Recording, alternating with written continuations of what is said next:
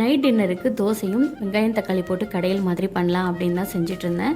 தக்காளி வந்து நல்ல ஒரு பழுத்த தக்காளி ஒரு 4 எடுத்துக்கலாம். பெரிய வெங்காயம் வந்து மீடியம் சைஸ் இருந்ததுன்னா ஒரு 2 எடுத்துக்கலாம். குக்கர் வச்சுட்டு குக்கர் நல்லா சூடானதுக்கு அப்புறமா வெங்காயம், தக்காளி, மஞ்சள் தூள், பச்சை மிளகாய், இஞ்சி பூண்டு பேஸ்ட் நம்ம தனித்தனியாக இருந்ததுனால சேர்த்துக்கலாம். என்கிட்ட பேஸ்ட்டாக இருக்குது அதனால் அப்படியே சேர்த்துக்கிறேன். ரெட் சில்லி பவுடர் கொஞ்சமாக, இதுக்கு வந்து நம்ம வந்து பச்சை மிளகாய் வேணும்னாலும் சேர்த்துக்கலாம், இல்லை பச்சை மிளகாய் கம்மியாக சேர்த்து ரெட் சில்லி பவுடரும் சேர்த்துக்கலாம். நான் இன்றைக்கி பச்சை மிளகாய் சேர்க்கல, அதுக்கு பதிலாக ரெட் சில்லி பவுடர் வந்து சேர்த்துருக்கேன்.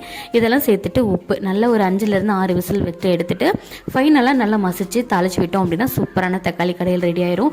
அப்படியே சைட் பை சைடு வந்து மஞ்சள் தூள், ராகி மாவெல்லாம் தீர்ந்துருந்தது, எடுத்து க்ளீன் பண்ணி மட்டும் வச்சுருந்தேன். அதெல்லாம் எடுத்து ரீஃபில் பண்ணிவிட்டு அப்படியே ஹஸ்பண்ட் வரதுக்குள்ளே முட்டை தோசையும் போட்டு எடுத்துட்டோம்.